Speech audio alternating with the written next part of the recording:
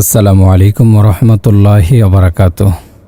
প্রিয় মুত্তাকি 24-এর দর্শক বন্ধুরা, আশা করি আল্লাহ পাকের অশেষ মেহেরবানিতে আপনারা সকলেই ভালো আছেন। ডাগর নয়নাহর। আল্লাহ মানুষকে সৃষ্টি করেছেন, মানুষের মনের চাহিদা কি সেটা তিনিই সবচাইতে ভালো জানেন। কোন বস্তু মানুষের সবচেয়ে বড় প্রেরণা হিসেবে কাজ করবে সেই সম্পর্কেও তিনি সম্যক অবগত। পৃথিবীতে আল্লাহ পুরুষের জন্য পরনারীদের দিকে চোখ তুলে তাকানোকে হারাম ঘোষণা করেছেন। আল্লাহ বলেন, মুমিন পুরুষদের বলুন তারা যেন তাদের দৃষ্টিকে সংযত রাখে এবং তাদের লজ্জাস্থান হেফাজত করে। রাসূল সাল্লাল্লাহু আলাইহি ওয়াসাল্লামের নির্দেশ, বেগানা নারীর দিকে যদি কারো অনিচ্ছাকৃত নজর চলে যায় তাহলে সাথে সাথে যেন চোখ নামিয়ে নেয়। মানুষ কিসে মুগ্ধ হয়, কোন জিনিসগুলো মানুষের জন্য আকর্ষণীয় তার কিছু নাম আল্লাহ পবিত্র কোরআনে উল্লেখ করেছেন। এই তালিকার প্রথমে রয়েছে নারী। আবার একই আয়াতের শেষে আল্লাহ বলেন, এসব হচ্ছে দুনিয়ার জীবনের ভোগ্য সামগ্রী, আর তার নিকটে রয়েছে উত্তম প্রত্যাবর্তন স্থল জান্নাত। পুরুষ পৃথিবীতে যেমন নারীকে চাইবে, জান্নাতেও তেমন। আদম আলাইহিস সালাম জান্নাতের অসংখ্য নিয়ামতের মধ্যে অবস্থান করেও নিজেকে একা মনে করতেন। আল্লাহ তার একাকিত্ব দূর করেন হাওয়া আলাইহিস সালামকে সৃষ্টির মাধ্যমে। যিনি পুরুষ সৃষ্টি করেছেন তিনি পুরুষের চাহিদা সম্পর্কে অবগত। জান্নাতে যাবার পর আল্লাহ পুরুষদের বিয়ে দেবেন। আল্লাহ পবিত্র কোরআনে বলেন, আর আমি তাদেরকে বিয়ে দেব ডাগর নয়না হুরদের সাথে। হুরদের সৌন্দর্য সম্পর্কে আল্লাহ বলেন যেন তারা সুরক্ষিত মুক্তা। নিশ্চয় আমি হুরদেরকে বিশেষভাবে সৃষ্টি করব, অতঃপর তাদেরকে বানাবো কুমারী, সোহাগিনী ও সমবয়সী। জান্নাতি হুরদের পূর্বে কেউ কখনো স্পর্শ করেনি, তারা হবে কেবল জান্নাতি পুরুষদের জন্য। মহামহিম আল্লাহ বলেন, সেখানে থাকবে স্বামীর প্রতি দৃষ্টি সীমিতকারী রমণীগণ, যাদেরকে ইতিপূর্বে কেউ স্পর্শ করেনি, মানুষও না জিনও না। হুরদের সৌন্দর্যের বর্ণনা দিয়ে রাসূলুল্লাহ সাল্লাল্লাহু আলাইহি সাল্লাম বলেছেন, জান্নাতি রমণীদের মধ্যে কেউ যদি একবার উঁকি দিয়ে পৃথিবীর দিকে তাকাতো তাহলে অবশ্যই আসমান জমিনের মাঝে অবস্থিত সবকিছু আলোকিত হয়ে যেত এবং দুনিয়ার সমস্ত জায়গা সুগন্ধময় হয়ে যেত। তার মাথার ওড়নাটিও পৃথিবীর এবং তার মধ্যকার সবকিছুর চাইতে উত্তম।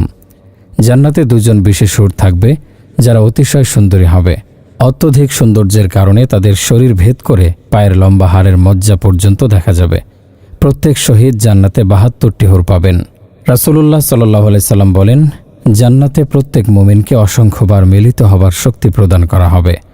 সাহাবীরা প্রশ্ন করলেন, ইয়া রাসূলুল্লাহ, তারা এমনটা করতে সক্ষম হবে? নবীজি উত্তর দিলেন, হ্যাঁ, সেখানে প্রত্যেক পুরুষ 100 জনের পুরুষত্ব অর্জন করবে। পৃথিবীতে আল্লাহকে ভয় করে যারা সৎ থাকবে ও সংযত জীবনযাপন করবে তাদের জন্যই আল্লাহ জান্নাতে পুরস্কার রেখেছেন। আমির সেদিন ফকির হবে, ফকির হবে আমির। পৃথিবীতে যারা হতদরিদ্র ছিল তাদের অনেকেই কিয়ামতের দিন ধনাঢ্য হয়ে উঠবে, আর যারা ছিল বিত্তশালী ও ধনী তাদের অনেকেই হাসরের ময়দানে পরিণত হবে ফকির মিসকিনে। দুনিয়াতে যারা অঢেল অর্থবিত্তের মালিক, আখেরাতের মাপকাঠিতে তাদের বেশিরভাগই সহায় সম্বলহীন।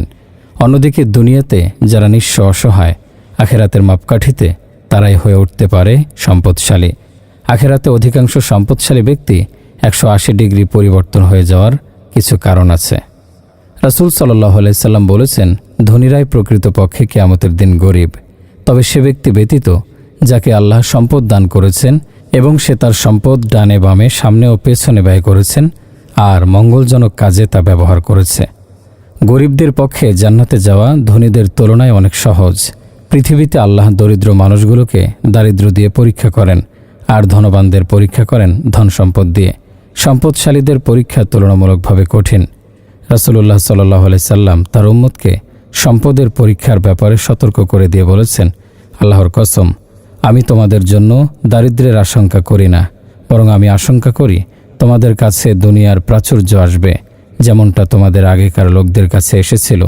তখন তোমরা সেটা পাওয়ার জন্য একে অন্যের সাথে প্রতিযোগিতা করবে, যেমনভাবে তারা করেছিল, আর সেটা তাদেরকে যেভাবে ধ্বংস করেছিল তোমাদেরকেও সেভাবে ধ্বংস করে দেবে। ধনীদের জান্নাতে প্রবেশের আগে তাদের সম্পদের হিসাব দিতে হবে। গরিবদের সম্পদ ছিল না, তাই হিসেবও নেই। যাদের সম্পদ কম তাদের হিসেবও কম, যার ফলে ধনীরা সেদিন হিসাব দিতে দিতে পেরেশান হয়ে পড়বে, আর গরিবরা জান্নাতে প্রবেশ করবে তাদের বহু বছর আগেই। রাসূলুল্লাহ সাল্লাল্লাহু আলাইহি ওয়াসাল্লাম বলেন, আমি জান্নাতের দরজায় দাঁড়ালাম, দেখলাম সেখানে যারা প্রবেশ করেছে তাদের অধিকাংশই দরিদ্র, আর ধনীরা হিসাব দিতে গিয়ে এখনও আবদ্ধ অবস্থায় আছে। রাসূলুল্লাহ সাল্লাল্লাহু আলাইহি সাল্লাম বলেন, গরিবরা ধনীদের চেয়ে 500 বছর আগে জান্নাতে প্রবেশ করবে। পৃথিবীতে সম্পদ কম থাকার ফলে দরিদ্র মানুষরা নানা ধরনের কষ্ট যাতনা সহ্য করেছে। অপরদিকে বিত্তশালীরা সম্পদ থাকার ফলে স্বাচ্ছন্দ্যময় জীবনযাপন করেছে। গরিবদের দুনিয়ার জীবনের কষ্ট ও অভাব বিচার দিবসে অনেক বড় সুযোগ সৃষ্টি করে দেবে, যেখানে পিতা পুত্রের বয়স সমান। ছোটবেলায় পিতা পুত্রের বয়সের গাণিতিক সমস্যা সমাধান করতে গিয়ে আমরা বেশ হিমশিম খেয়েছি। পিতার বয়স পুত্রের বয়সের 3 গুণ। পিতার বর্তমান বয়স 36 বছর হলে 5 বছর পর পিতা পুত্রের বয়সের সমষ্টি কত হবে? কোনো সময় আমরা যুক্তি বুঝতে না পেরে এমন ভুল করতাম যে পুত্রের বয়স পিতার বয়সের চেয়ে বেশি হয়ে যেত। এমন ভুল হওয়ায় কখনো আমরা হাসির পাত্র হয়েছি, কখনো বা স্যারদের হাতে পিটুনি খেয়েছি। জান্নাতে যাবার পর এমন হিসাব নিকাশের আর কোনো প্রয়োজন পড়বে না, কারণ জান্নাতে সবাই সমবয়সী হবে। পিতা পুত্র, মা মেয়ে, দাদা নাতি সবার বয়স সমান থাকবে। সবাই হবে 30 কিংবা 33 বছরের যুবক, কারো বয়স আর বাড়বে না। জান্নাতবাসী সবাই হবে চির যৌবনা। পুরুষদের মুখে দাড়ি গোঁফও থাকবে না, শরীরে থাকবে না কোনো পশম। রাসূলুল্লাহ সাল্লাল্লাহু আলাইহি সাল্লাম বলেন, জান্নাতীদের শরীরে কোনো লোম থাকবে না, দাড়ি গোঁফ থাকবে না এবং চোখে সুরমা লাগানো থাকবে। তারা হবে 30 অথবা 33 বছরের যুবক। আরেকটা হাদিসে এসেছে, কখনো তাদের যৌবন শেষ হবে না। জান্নাতে যে শুধু পুরুষরাই যুবক হবে এমন নয়, নারীরাও হয়ে উঠবে প্রাপ্ত যৌবনা। একবার এক বৃদ্ধা মহিলা নবীজির কাছে এসে বললেন, ইয়া রাসূলুল্লাহ, আমার জন্য দোয়া করুন, আমি যেন জান্নাতে প্রবেশ করতে পারি। রাসূলুল্লাহ সাল্লাল্লাহু আলাইহি সাল্লাম বৃদ্ধার সাথে একটু মজা করে বললেন, বৃদ্ধারা তো জান্নাতে প্রবেশ করবে না। কথাটি শুনে বৃদ্ধা কাঁদতে কাঁদতে চলে গেল। কিছুক্ষণ পর রাসূলুল্লাহ সাল্লাল্লাহু আলাইহি সাল্লাম তার কাছে খবর পাঠালেন, আপনি বৃদ্ধাবস্থায় জান্নাতে প্রবেশ করবেন না, কারণ জান্নাতে সবাই কুমারী হয়ে প্রবেশ করবে। তার মানে জান্নাতে দাদা নাতি, মা মেয়ে, পিতা পুত্র, চাচা ভাতিজা সবাই সমবয়সী হবে। পূর্ববর্তী ও পরবর্তী সব প্রজন্মই হবে সমবয়সী, ঠিক যেন কোনো স্বপ্নরাজ্য।